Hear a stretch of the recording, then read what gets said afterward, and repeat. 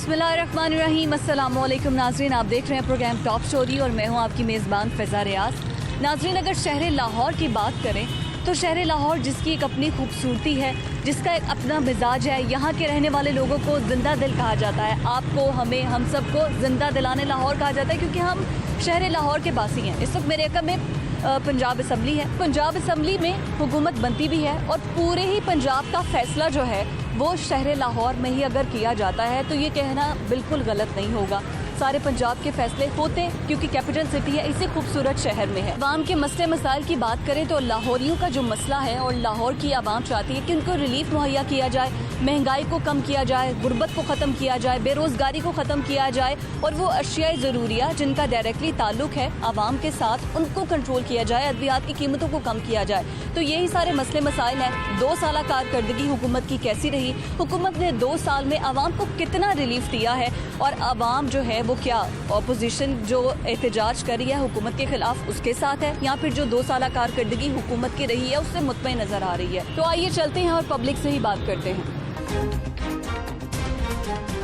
तो नाजरीन, इस वक्त लाहौर के मशहूर दिल्ली दरवाजे में हम मौजूद हैं। महंगाई की क्या सूरत हाल है, पाकिस्तान तहरीक इंसाफ गवर्नमेंट की 2 साल कारकर्दगी कैसी रही, आवाम कितनी सेटिस्फाई, सारे मामलात पर बात करेंगे, पब्लिक से भी बात करेंगे। लेकिन इस वक्त हमारे साथ जो कमेटी चेयरमैन है मलिक वकार साहब हमारे साथ मौजूद हैं।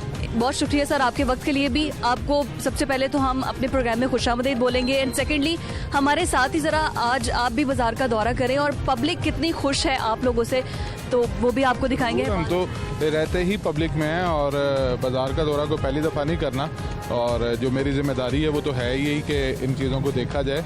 तो देखते हैं आए, मसलन हम कभी भी, हम तो रहते पब्लिक में हैं, हमारे लिए पब्लिक में तो एकदम से जो इतनी ज़्यादा कीमतें बढ़ गई हैं सब्जियों की और स्पेशली जो प्राइस कंट्रोल जो वेजिटेबल्स की आती है वो आपके अंडर आती है। इस पूरी मार्केट के दिल्ली दरवाज़ा, मशहूर दिल्ली दरवाज़ा, उसके चेयरमैन भी है। आखिर इतनी ज़्यादा सब्जियों की, आलू, टमाटर, अदरक, ये वो चीज़ें हैं जो कि मुर्गी से बहुत सस्ते दामों होनी चाहिए थी। हमारी गरीब आवाम है जो कि ये अफोर्ड नहीं कर सकती कि अदरक हमें 560 रुपये का मिले। देखें, जहाँ तक बात है महंगाई की तो सब्जियों के सीजन्स होते हैं और मुख्तलिफ सीजन्स में सब्जियाँ होती हैं। पहले सब्जियाँ सिर्फ एक ही फसल की आया करती थी लेकिन अब जब सब्जियाँ आपको 12 महीने अवेलेबल हैं तो मुख्तलिफ एरियाज़ के से सब्जियाँ आती हैं।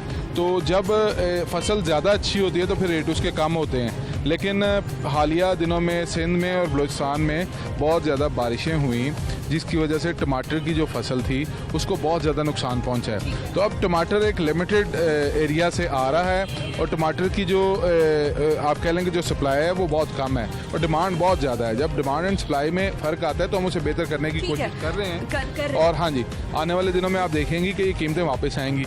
आई एग्री। टमाटर 20 रुपए किलो भी इस आवाम को मिलता रहा है। मुझे ये बताएं कि इस मौसम में बिल्कुल मतलब गर्मियों का इख्तिताम है, कौन कौन सी सब्जियां जो सीजनल हैं और इजीली अवेलेबल है हमारी आवाम को लो प्राइस? मैं आपको बताता हूँ, सब्जियां तकरीबन तमाम मौजूद हैं। अब 12 महीने सब्जियां अवेलेबल होती हैं लेकिन मसला सिर्फ ये है कि सब्जियों की फसल किसी टाइम में जो सब्जियां हैं वो सिंध से आ रही होती हैं, वही फसल जो है वो जब पंजाब की फसल आती है वही KPK में भी मौजूद होती है। अब हर जगह सब्जियां हर जगह से आना शुरू हो गई हैं। तो जब सब्जियों की फसल ज़्यादा अच्छी होती है, अब आने वाले दिनों में आप देखेंगी कि अगर टमाटर की फसल तबाह हुई है तो आप जैसे ही देखेंगी कि जो फसल तैयार है और स्वाद से जब टमाटर आना शुरू होगा तो टमाटर की कीमतों में वाज़े कमी आ जाएगी। ठीक है, टमाटर की कीमतों में तो वाज़े कमी आ जाएगी लेकिन अवाम आपसे सवाल बार बार, क्योंकि पब्लिक हम अगर उनसे पूछे तो ये कहते हैं जी दाल रोटी खाने से हम रह गए हैं, रोटी की कीमत है तो वो बढ़ गई है, नान की कीमत है तो वो बढ़ गई है, अदरक, लहसुन, टमाटर, प्याज ये हमारी पहुंच से दूर है। आपने बोला कि जब सीजनल सब्जियां हैं 12 जो साल के महीने हैं 12 महीनों में सब्जी मिलती है। आलू जो कि जिसे कहते हैं कि हर सब्जी का बादशाह है, किसी भी सब्जी के साथ वो सूट कर जाता है। अगर आलू इतना महंगा मिलेगा आवाम को फिर तो आवाम फटेगी। नहीं, देखें बात सुने, आलू की जहाँ तक बात है वही मैंने आपको बताया, वो तो हर सीजन हर नहीं, बाकी सब्जियां भी मैं आपको कह रहा हूँ कि मुख्तलिफ एरिया से आती हैं। अब सिंध में जो फसल होती है वो उसकी और अपना उसका वॉल्यूम और होता है, जो पंजाब में होती है उसका वॉल्यूम और होता है, जो KP में होती है उसका वॉल्यूम और होता है। तो ये मुख्तलिफ मंथ्स में जब आती है तो इनका वॉल्यूम एक सा नहीं होता। जब इसका वॉल्यूम कम होता है तो इसकी कीमत में, लेकिन हम उसे कंट्रोल करने की कोशिश कर रहे हैं। जो हमारी डेली ऑक्शन होती है उसे मॉनिटर करते हैं और कोशिश करते हैं कि जो कंज्यूमर है उस तक जब चीज़ पहुंचे तो उस पर उससे ज़्यादा रिलीफ हो और उसके लिए आसान हो, क्योंकि ये सिर्फ उनका मसला नहीं है, हमारा भी मसला है। हम भी इसी सोसाइटी में रहते हैं, कीमतों का फ़र्क हमें भी उसी तरह पड़ता है। अगर कोई चीज़ महंगी होती है तो उसके असरात सब लोगों पे आते हैं, पूरी सोसाइटी पे उसके असरात आते हैं।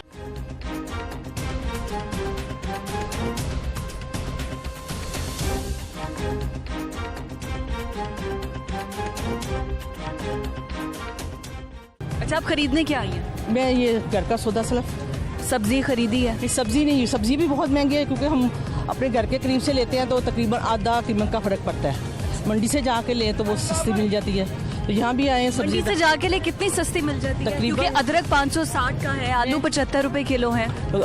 एक पाव जो है ना वो 100 रुपीज़ का मिला है, तो वो यहाँ पे है जो एक पाव? एक पाव यहाँ पे 180 का है। हमारे घर के करीब जो है वो 180 का है, तो मंडी से 100 का मिला है, तो 80 रुपये का फ़र्क हुआ ना। करेले जो हैं 170 रुपये किलो है हमारी मार्केट में जहाँ पे हम रहते हैं, और वहाँ से हमें 75 रुपये किलो मिले हैं, तो कितना फ़र्क हुआ। ये दुकानदारों ने फिर किया हुआ है ना। मतलब जिसको मौका मिल रहा है वो आवाम को लूट रहा है। बहुत बहुत लूट रहे हैं, बहुत लूट रहे हैं। तो क्या कहना चाहेंगी, क्या सजेशन देंगी आप गवर्नमेंट को, पीटीआई की? पीटीआई को आप बस क्या कह सकते हैं, नून लीग की गवर्नमेंट कैसी थी शहबाज शरीफ का दौर? वो भी ऐसा ही था। वो क्या था, वो भी कुछ नहीं था।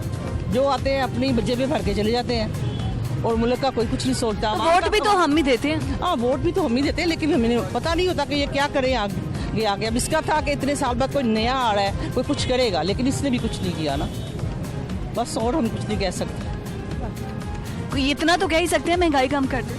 हाँ, महंगाई कम करें, फिर हम कहेंगे कि कुछ किया है, नया पाकिस्तान, फिर कुछ बनेगा कि नया पाकिस्तान आया है। लेकिन महंगाई बहुत ज़ोरों से बढ़ रही है, बहुत ज़्यादा बढ़ रही है। महंगाई पे खरीदारी की है कोई? हाँ जी, आप ऐसे ही बोलिए। बहुत ज़्यादा महंगाई हो गई है। अच्छा, साढ़े वास्ते तो हर चीज़ लेना बड़ा मुश्किल हो गया है। आपने क्या खरीदा? एक सूट खरीदे है, जरा पहले रहेगा 600 का, होना इतना 1200 का डबल। आप ये बताएं कि जो खाने पीने की अशियाँ हैं, जो सब्जियां हैं, वो खाने पीने की अशिया बहुत ज़्यादा महंगी हैं। हम तो अदरक डालते ही नहीं है। अदरक 800 रुपये किलो, 800। अदरक हंडिया में नहीं डालते? हाँ, नहीं डालते, पहले डालते थे, अब डालते ही नहीं है। दही डाल लेते हैं, दही भी 100 रुपये किलो। टमाटर भी महंगे? टमाटर बहुत ज़्यादा महंगे, थोम, लहसुन बहुत ज़्यादा, कोई चीज़ नहीं हाथ लगाने देती।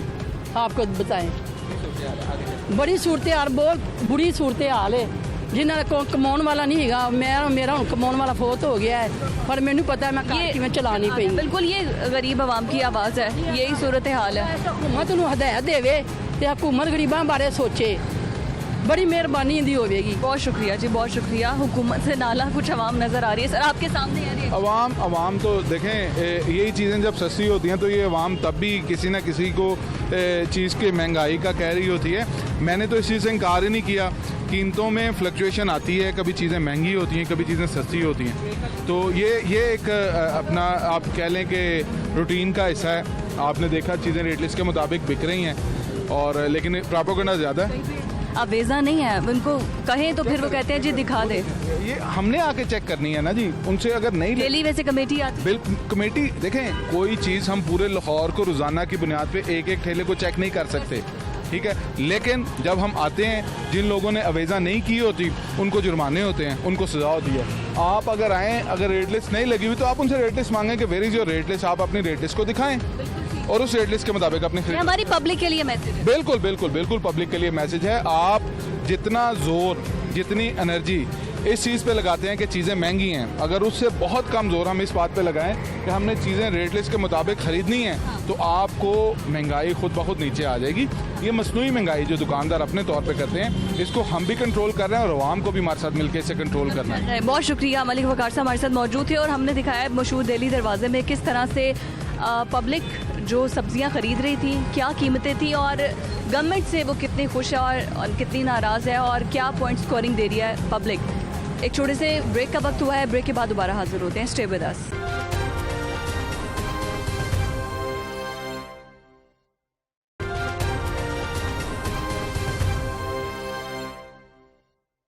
तो नाजरीन, दिल्ली दरवाजे की सूरत हाल आपने देखी कि वहाँ पर महंगाई की क्या सूरत हाल है। कमेटी चेयरमैन हमारे साथ मौजूद थे और कीमतों को कंट्रोल करने के लिए क्या इकदाम किए जा रहे हैं हमने आपको वो दिखाए। अब ऑपोजिशन का मौक़िफ़ जानने के लिए हम बिलाल यासीन की तरफ चलेंगे। साबिक वज़ीर ख़ुराक रह चुके हैं, उनसे जानेंगे कि आखिर जो आटा बहरान पैदा हुआ है वो वज़ीर ख़ुराक रह चुके हैं, आखिर इस बहरान की वजह क्या है और हुकूमत की कारकर्दगी 2 साल कारकर्दगी पर ऑपोजिशन का क्या स्टांस है।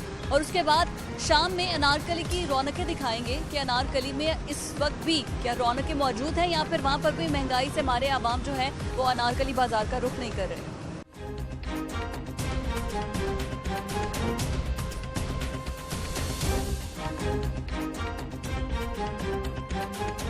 ऑपोजिशन का मौक़िफ़ जानने के लिए कि आखिर हुकूमती मसाइल पर ऑपोजिशन का क्या मौक़िफ़ है, हमारे साथ बिलाल यासीन साहब मौजूद हैं, साबिक वज़ीर ख़ुराक रह चुके हैं। सर, बहुत शुक्रिया आपके वक्त के लिए। जी, बहुत शुक्रिया जी। सर, आपके सामने सिचुएशन है, किसी पार्टी का कोई हम बिल्कुल बाइस्ड होकर ये प्रोग्राम करते हैं और सिर्फ जो हम अवामी मसाइल हैं उनको हम हाईलाइट करते हैं कि अवाम की गवर्नमेंट से और अपोजिशन से क्या तवक्कुआत है, गवर्नमेंट से क्या तवक्कुआत है और गवर्नमेंट की क्या सूरत हाल है, वो हम दिखा चुके हैं। देखिए, गवर्नमेंट की तो बेसिक रिस्पॉन्सिबिलिटी थी कि वो अवाम को 2 वक्त का उनका जो रोटी है वो उसको प्रॉपरली उसको मैनेज करे।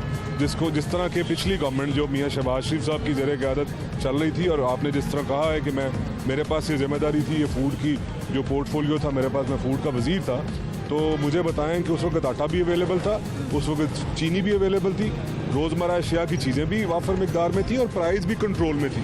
आज बदकिस्मती के साथ एक तो का मशहूर मरूफ जो नोटिस है, जब भी वो किसी चीज़ पे नोटिस लेते हैं वो चीज़ गायब हो जाती है और वो गायब होने के बाद उनकी एक नई लॉजिक जो सामने आई, जो हमने अपने चौथी 5वीं मरतबा लाहौर की नुमाइंदगी करें, इस तरह की लॉजिक नहीं सुनी कि हम प्राइस को इसलिए बढ़ा रहे हैं कि ताकि उसकी अवेलेबिलिटी रहे। ये इस तरह की लॉजिक है जिससे लोग अगर इनका तमाशा उड़ाएं तो और क्या करें, जिस चीज़ पे नोटिस करें वो चीज़ गायब। तो लाहौर के लोग ये कहते हैं कि वो जो जगह जगह गली मोहल्लों में जो कूड़ा फेंका जा रहा है, जो कूड़ा के ढेर नजर आते हैं, उस पर भी नोटिस ले लें ताकि वो भी गायब हो जाए। सर, आपकी जो डोमेन थी वो ख़ुराक थी और आपने जिस तरह से बताया कि आपके टाइम पे आटा भी था, चीनी भी थी, स्पेशली आपको इन चीज़ों पे ग्रिप है। अब आटा क्यों नहीं है, चीनी क्यों नहीं है, प्राइसेस क्यों हाई जा रही हैं, आपको पता होगा। देखिए, इसमें पता कि मुझे क्या बताइए, तो आप 22 करोड़ आवाम में से किसी से भी आप रोड पे रोड शो कर रहे हैं, किसी से पूछे बता देगा आपको कि इनका सारे का जो हम पे चोर हम ठहरे, स्लगिश हम होते थे,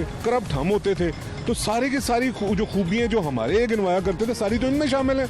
इनके कैबिनेट में लोग बैठे हुए हैं जिन पे इल्ज़ाम हैं कि जी आटा चोरी उन्होंने की, शुगर में उन्होंने पैसे बनाए, पेट्रोल में उन्होंने किया, मेडिसिन लोगों के 2 वक्त की रोटी के अलावा जो सबसे ज़रूरी चीज़ वो मेडिसिन है, मेडिसिन को कई 100 गुना उसकी प्राइस इंक्रीज कर दी गई।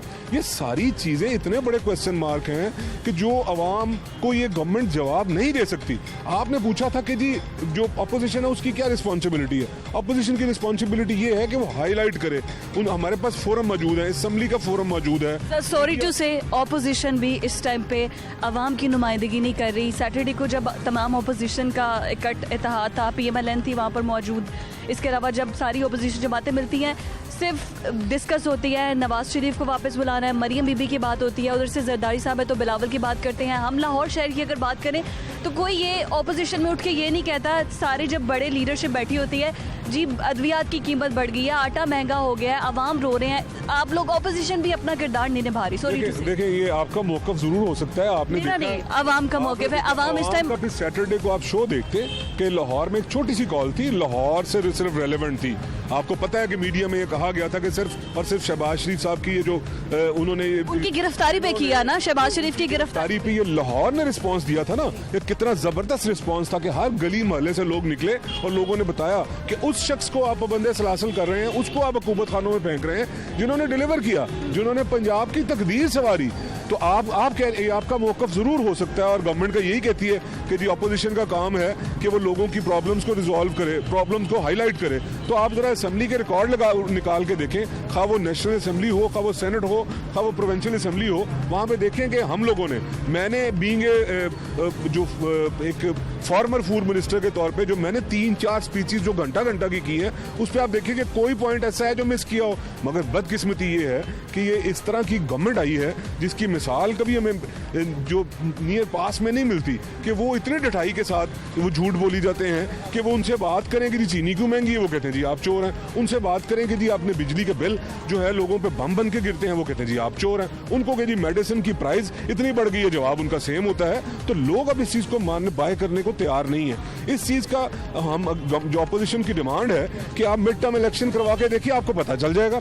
अब लोकल बॉडीज के इलेक्शन अनाउंस करके देखिए, आपको पता चल जाएगा। पॉलिटिकली स्पीकिंग, मैं सियासी तौर पे बात कर रहा हूँ, वैसे तो दिल दुखता है जब हम ये कूड़ा देखते हैं, जब हम पानी की शॉर्टेज देखते हैं, जब हम फिल्ट्रेशन प्लांट बंद देखते हैं, जब स्ट्रीट लाइट्स बंद देखते हैं, तो हम तो उसके लिए रोना धोते रहते हैं असेंबलियों में। मगर ये चीज़ ज़रूर मैं कहता हूँ कि ये 2 साल में या 2 साल सवा 2 साल में लोगों को कदर आ गई मियाँ नवाज शरीफ की, मियाँ शहबाज शरीफ की, और हम जैसे जो उनके पॉलिटिकल एक्टिविस्ट हुआ करते थे कि ये क्या किया करते थे, क्या डिफरेंस आया। लाहौर की हालत पहले क्या थी, अब क्या हो गई।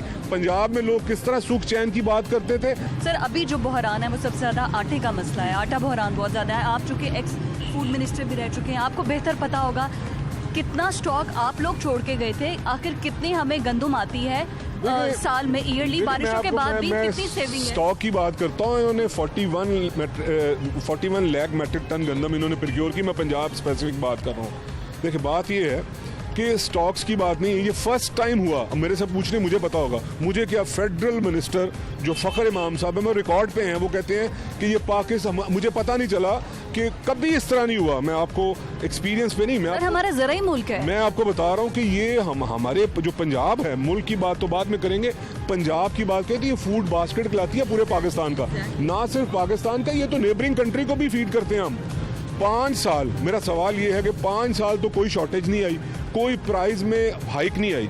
अभी इशू ये नहीं है कि प्राइस बढ़ गई है। मैं कहता हूं कि आज की अभी आप प्रोग्राम रिकॉर्ड कर रहे हैं, अभी पैसे देके, मेरे घर पे आटा नहीं है, मैं इतनी इससे ज्यादा बात नहीं कर सकता। मुझे घर में कहा गया पैसे जेब में पड़े हैं, मुलाजिम जाता है, मैं ढूंढता हूँ, आटा नहीं मिलता। लाहौर में नापैद है। आपकी भी सुनी गई अज़मा बुखारी के घर आटे की बोरियां भी, जरूरत नहीं है। खुदा ना करे कि भी इनसे मदद लेनी पड़े। पहले मुझे आवाम की फिक्र है, तो उसके बाद मैं अपनी बात करूंगा। मगर मैं आपको ये कहता हूँ कि आज मैं आपको बताता हूँ कि कहाँ पे आटा नहीं है। आप सेंट्रल लाहौर में किसी जगह पे खड़े होकर मुझे बता दें कि आपको आटा मिल रहा है, और आटे की प्राइस तो मैं बात ही नहीं करता।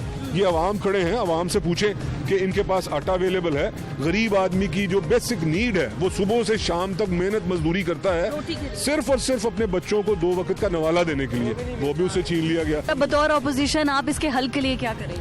इसके लिए हम तो अपनी आवाज़ बुलंद किए जाएंगे। आप जैसे मेहरबानों से ये जो चैनल है, इसके थ्रू हम बिल्कुल आवाज़ बुलंद करते रहेंगे। हमारे पास फोरम है, लोगों ने हमें इलेक्ट करके असम्बलियों में भेजा है, असम्बलियों में हम इनको झंझोड़ते रहते हैं। मगर बदकिस्मती के सड़कों पर जैसे शहबाज शरीफ की गिरफ्तारी के लिए सैटरडे को एक छोटा सा आपने कहा कॉल दी, और उसके बाद लोग निकल आए आपकी आवाज़ पर, तो अब पब्लिक के मसाइल के हल के लिए आप कब कॉल देंगे? देखिए ये पब्लिक के मसाइल के लिए आवाज़ दे रहे हैं। हम तो समझते हैं कि मियाँ नवाज शरीफ, मियाँ शहबाज शरीफ का ख़ानदान इस वक्त जुर्रत का निशान है। बहुत शुक्रिया।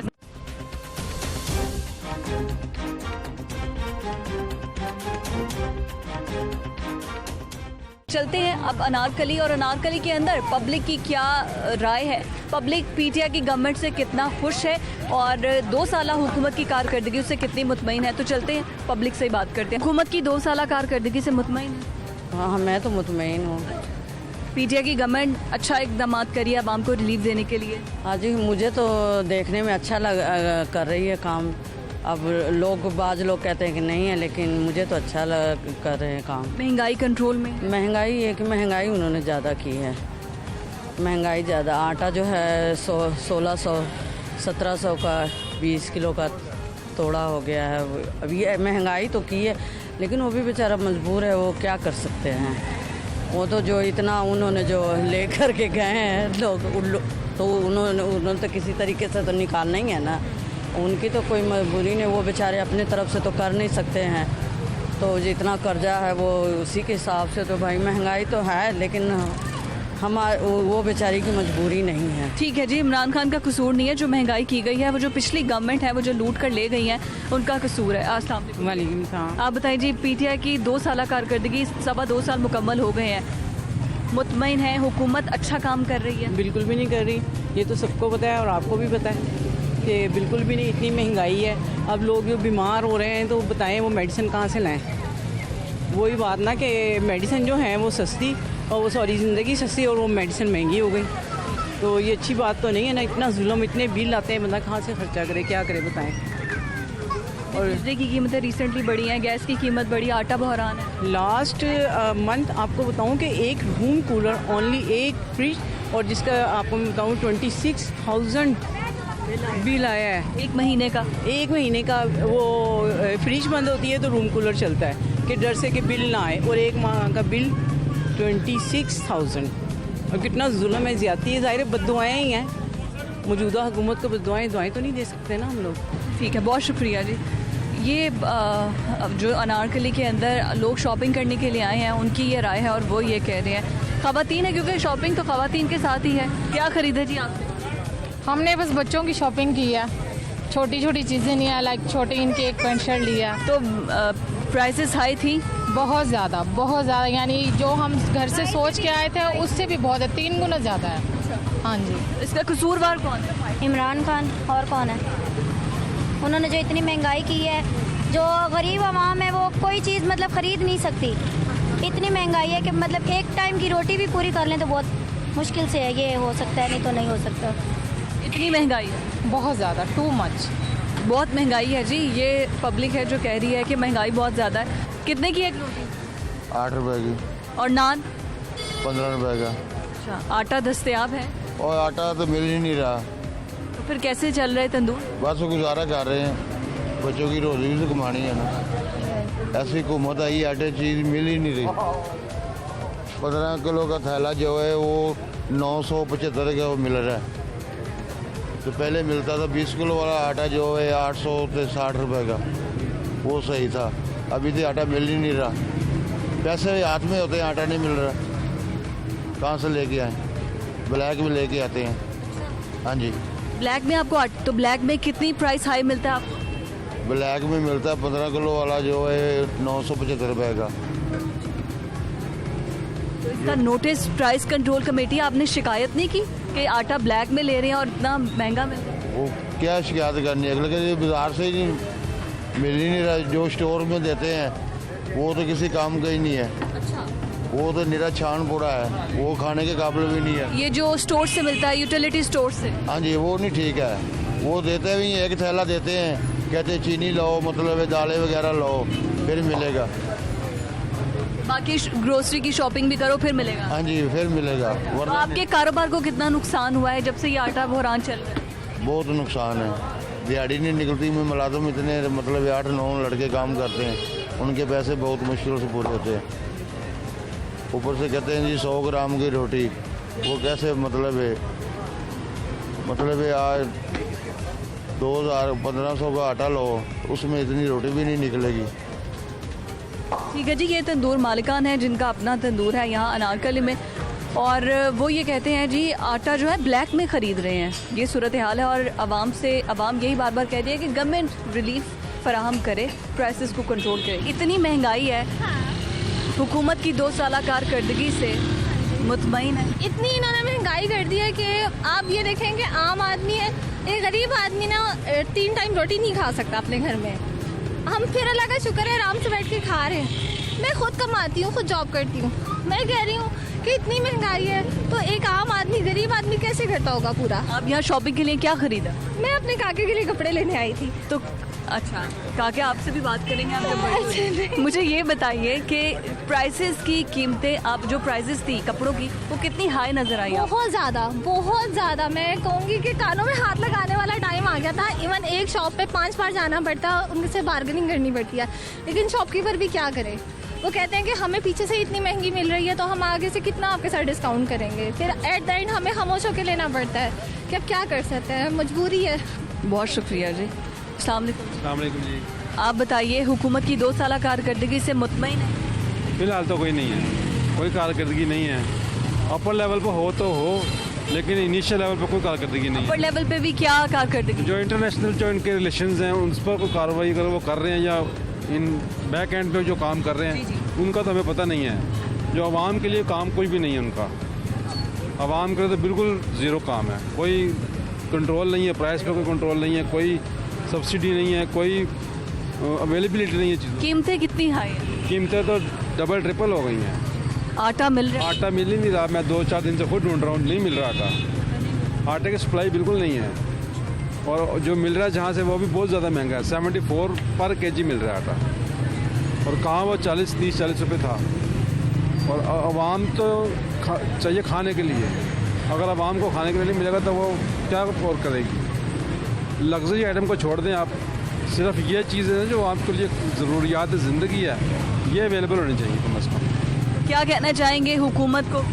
हुकूमत को इनिशिएटिव लेना चाहिए, इसको गौर देखना चाहिए, इस इशू पे काम करना चाहिए कि जो लोग ये बहरान पैदा कर रहे हैं वो कौन है, उनको अवाम के सामने लाना चाहिए और उनका एहतसाब होना चाहिए, जो खुद जानबूझकर फर्जी महंगाई करते हैं। यहाँ पर एक ब्रेक का वक्त हुआ है, ब्रेक के बाद हाजिर होते हैं। Stay with us.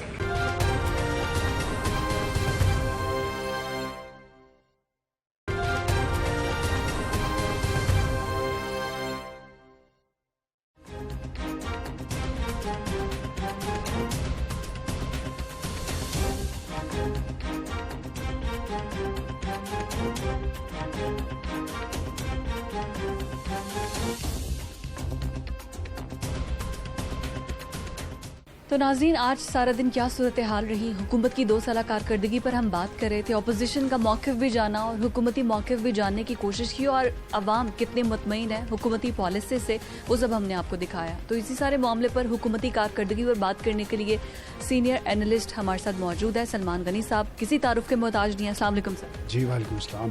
सर, सबसे पहले हुकूमत की 2 साल कारकर्दगी, हम पब्लिक की आवाज़ दिखाते रहे हैं सारा दिन कि क्या कहती है पब्लिक हुकूमत की कारकर्दगी से कितनी सेटिस्फाई है, लेकिन आपके तज्ज़िये के तौर पे मैं ये जानना चाहूँगी कि आप हुकूमती 2 साल कारकर्दगी को किस तरह से देखते हैं? क्या कुछ इन्हें करना चाहिए था और कहाँ से इन्होंने मार खाई? देखें, कोई भी हुकूमत जो बस इक़्तिदार आती है वो अपने एक मंशूर और प्रोग्राम के तहत आती है।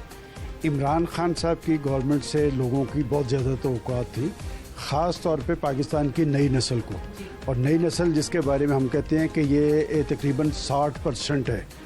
और खान साहब ने वादा किया था 1 करोड़ नौकरियों का, 50 लाख घरों का, गवर्नेंस के ख्वाब को हकीकत के रंग देने का, लोगों को इंसाफ की फराहमी का, पुलिस में इस्लाहात के अमल का, और इस तरह के खुशकुन नारे थे। और लोगों ने उनके इन नारों पे उनकी तायद की, अपने वोट की कुव्वत के ज़रिए उन्हें मसनद इक़्तिदार पे बिठाया। पहले कहा गया कि जी आप 90 रोज़ के लिए खामोशी इख्तियार करें, फिर कहा गया कि आप 6 माह के अंदर हमारी कारकर्दगी देखें। तो सबसे बुनियादी चीज़ जो आम आदमी के लिए होती है ना, वो उसका चूल्हा होता है। वो ये देखता है कि क्या मैं अपने बच्चों की रोटी दाल का बंदोबस्त कर पाऊँगा। अगर आप उन पर ज़िंदगी अजीरन कर दें, देखें जमहूरी सिस्टम दुनिया के अंदर जहाँ होता है तो वहाँ पर जब हुक्मरान सर जोड़ते हैं तो वो ये सोचते हैं कि हम अपने अवाम को किस तरह रिलीफ फराहम करेंगे। और फिर हर हुकूमत का एक बड़ा प्लस ऐसा होता है जो उनकी मकबूलियत के हवाले से और मुल्क के अंदर सियासी इस्तेहकाम के हवाले से अहम होता है कि लोग कहते हैं कि इस हुकूमत ने ये बड़ा काम किया है। अभी तक 2 साल कारकर्दगी अगर देखी जाए, हो सकता है जो हुकूमत का दावा है कि उसने माशी सूरत हाल को बेहतर बनाने के लिए कुछ बुनियादी इस्लाहात किए हैं, लेकिन आवाम को इस बात से गरज नहीं है। देखें, आप दुनिया को ये बावर करवाने की कोशिश करेंगे कि हमने ना तो आपने टैक्स सिस्टम अपना जो है बढ़ा सके, ना रेवेन्यू में इजाफा हुआ है, ना लोगों की ज़राए आमदन में फ़र्क पड़ा है, तो लोगों की तो ज़िंदगी जीवन बन गई है। और जब गरीब का चूल्हा बुझता है तो फिर उसका दिल जलता है, फिर वो कोसने देता है हुकूमतों को, फिर वो बद्दुआएं देता है। मैं समझता हूँ कि मौजूदा हुकूमत से जितनी ज़्यादा तवक्कुआत थी उतनी ज़्यादा लोगों को मायूसी हुई है, और यही वजह है। देखें, अगर इमरान खान साहब डिलीवर कर रहे होते, इस अपोजिशन की मजाल थी कि ये उसको चैलेंज करती। इस अपोजिशन पे तो चार्जेस थे करप्शन के, लूट मार के, और खान साहब तो इस नारे पे आए थे कि वो पाकिस्तान के अंदर मौसर एहतसाब करके चोरों और लुटेरों से लूटा हुआ पैसा वापस लाएंगे। मेरा सवाल ये है कि जिनको वो चोर और डाकू करार देते रहे, आज तक एक टेडी पैसा उनसे बरामद नहीं हुआ, तो ये एक बहुत बड़ी चार्जशीट खुद इनकी हुकूमत पे है। सर पैसा बरामद करना तो बहुत बड़ी बात, दूर की बात है। जिस तरह से आपने कहा कि आम जिसका गरीब का चूल्हा नहीं जल रहा, आटा बहरान है, अद्वियात महंगी हो रही हैं, गैस की कीमतों में इजाफा, अब सर्दियाँ आ रही हैं तो गैस का बहरान भी हो जाएगा, बिजली की कीमतों में इजाफा हो रहा है, पेट्रोल की कीमतों में इजाफा हो रहा है। ऑन द अदर हैंड अगर ऑपोजिशन के स्टैंड की बात करें तो आपको लगता है कि 2 साल में ऑपोजिशन ने भी अपना किरदार वो अदा किया है एज अ ऑपोजिशन जो अदा करना चाहिए? देखें, थिंक टैंक हमारा एक बड़ा पॉपुलर प्रोग्राम है। मैं उसमें हमेशा ये बात कहता रहा कि अगर हुकूमत नाकाम है तो अपोजिशन भी नाअहल है। देखिए, अपोजिशन एक मुतबादल गवर्नमेंट होती है, उसकी बुनियादी जिम्मेदारी ये होती है कि उसने हुकूमत को आईना दिखाना होता है कि लोगों के क्या मसाइल हैं और उसमें तजावीज़ देनी होती हैं। हमारी बड़ी सियासी बदकिस्मती ये रही है कि अपोजिशन हमेशा जो है हुकूमतें टॉपल करने के लिए मैदान में आती है। मसाइल ज़्यादा, महंगाई ज़्यादा, लोगों की आवाज़ नहीं बनती। आपने जो क्वेश्चन किया बड़ा वैलिड है। आपने गैस की बात की है, पेट्रोलियम की बात की है, बिजली की बात की है। देखें, आप कहते हैं जी कि मुनाफाखोर और ज़ख़ीरा अंदोज़ और माफियाज लूट के खा गए हैं। ये जो आपने सवाल उठाया है, ये सवाल तो गवर्नमेंट से मुंसलिक है। और मैं कहना नहीं चाहता कि इमरान खान साहब तो कहा करते थे कि जब अशियाए ज़रूरियात की कीमतों में इजाफा होता है तो हुकूमतें चोर होती हैं। तो बात है कि ये पहले प्राइम मिनिस्टर हैं जो बहरानों की बात कर रहे हैं। अभी मेरा ख्याल किसी को ये नहीं पता था कि सर्दियाँ तो भी आई नहीं हैं, वो बता रहे हैं कौम को कि जी अब गैस का बहरान आने वाला है और गैस की कमी है, तो इसका मतलब लोग पहले लकड़ियों का बंदोबस्त कर लें। मेरा ख्याल है कि वो अभी तक उन्होंने शायद इस बात का एहसास नहीं कि हुक्मरान वो है। हुक्मरान कौन होते हैं जमहूरी सिस्टम में? जो जवाबदेह होते हैं।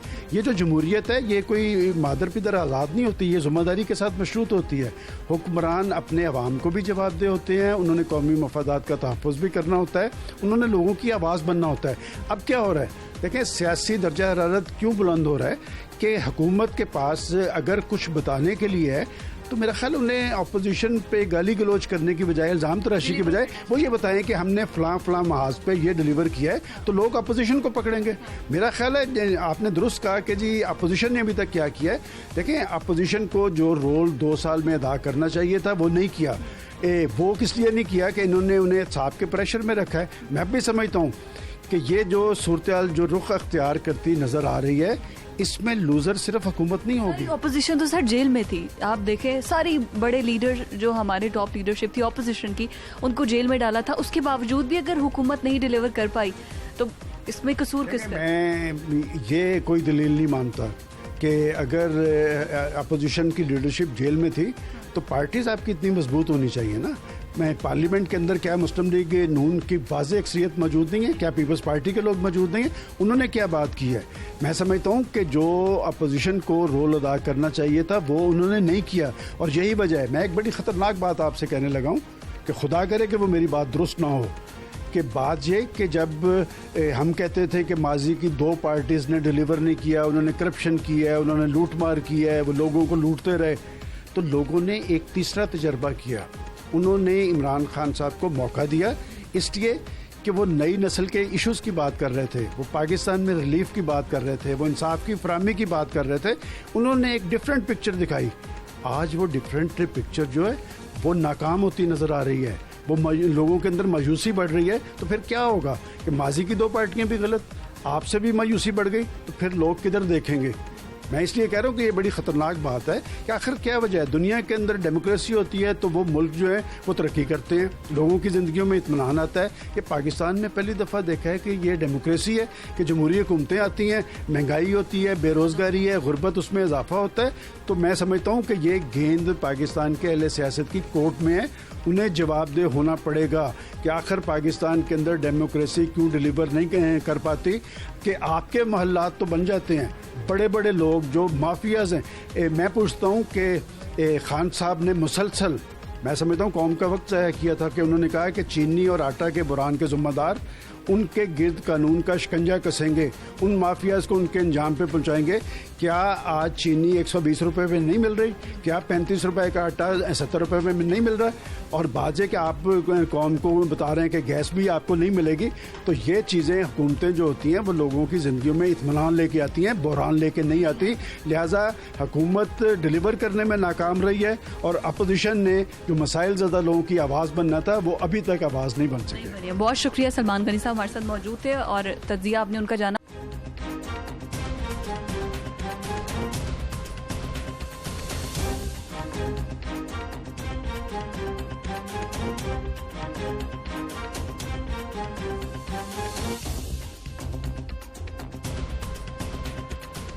ऑपोजिशन का मौक़िफ़ आपने जाना, हुकूमती कारकर्दगी कैसी रही, पब्लिक से हमने जानने की कोशिश की। अब हुकूमती मौक़िफ़ जानने की बारी आई है, तो हमारे साथ मौजूद हैं हाउसिंग मिनिस्टर पंजाब मियां महमूद रशीद साहब। सर, बहुत शुक्रिया आपके वक्त के लिए। अस्सलाम वालेकुम। सर, हुकूमती मौक़िफ़ आपसे जानना चाहेंगे। हुकूमत की 2 साल कारकर्दगी, 2.25 साल पूरे होने जा रहे हैं हुकूमत को।